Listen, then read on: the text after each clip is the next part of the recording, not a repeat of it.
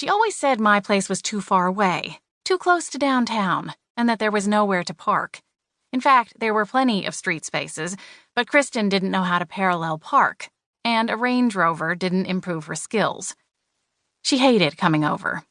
I got it. When she buzzed downstairs, I asked her over the intercom who it was. "It's me, dumbass. Can I come up? What number are you again?" Kristen had a husky, instantly recognizable voice, like she was a pack-a-day smoker. She wasn't, but she did yell a lot. "I don't know anyone named Dumbass. If you knew me, you would know which apartment I live in."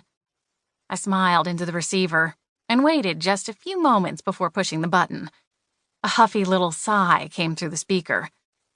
I had detected a note of hysteria in Kristen's voice, and the fact that she hadn't even called was worrisome. I hoped she hadn't decided that she and Chris were on a break again, and that she wanted to sleep on my couch.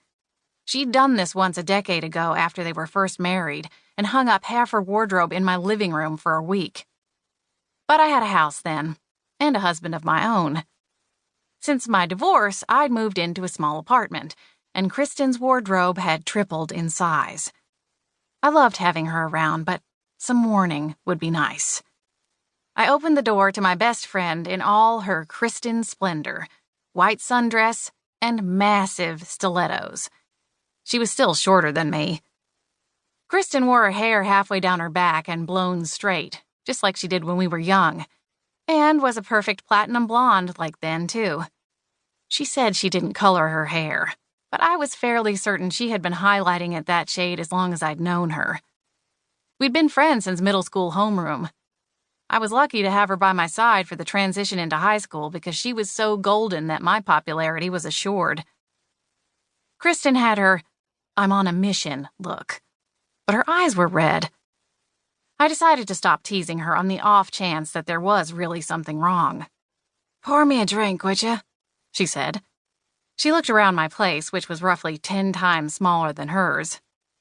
"Shabby chic. Nice painting, though." She hadn't been here since she'd helped me move in 2 years ago. She said that she would never again help someone move who owns more books than clothes. Books are heavier. It was even worse now. I owned my own bookstore, and the warehouse was so far away that boxes of books often ended up sitting around my living room. Kristen was having some trouble navigating around them. Though the decor left much to be desired, I had a gorgeous abstract over my fireplace, black and red and silver, some squares, some splatters. Not even Kristen could criticize that one since it was a Kristen Calhoun original, vintage from 1998, the last time Kristen had done any sort of painting at all. She'd traded in a career as an artist for a career as a professional wife, and now she spent a lot of time volunteering at her kids' school. My refrigerator had a bachelorette emptiness, too clean, with nothing in the crisper, and some of those ready-made meals stacked up on the bottom. I was doing okay in the condiment department, and I was hoarding an old bottle of Shiraz from the last time my neighbor Jack and I had felt like cracking something open. Diet Coke occupied a whole shelf, but that wasn't the kind of drink Kristen was talking about. Kristen peered in, horrified. "You have to be kidding me. What do you eat?"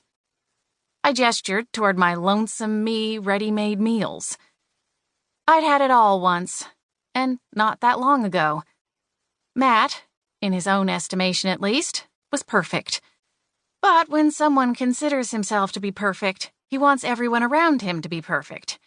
And that's a lot to live up to. I was glad I didn't have to put up with him anymore, other than our back-and-forth dog custody arrangement. What I had to put up with instead was everyone feeling sorry for me and trying to set me up with any available man without a prison record. My mother might even be willing to compromise on that one, now that my biological clock was reaching the end of its ticking. We could go out? Living in the Gulch, a neighborhood that had sprouted up suddenly in yuppie splendor about a decade ago, I had something that Kristen did not: a staggering choice of chic bars and restaurants. Kristen, out in the burbs, had to take her car if she wanted to go to TGI Fridays or Applebee's. She didn't see anything wrong with that. "Let's go," said Kristen. "Please change your shirt and brush your hair first."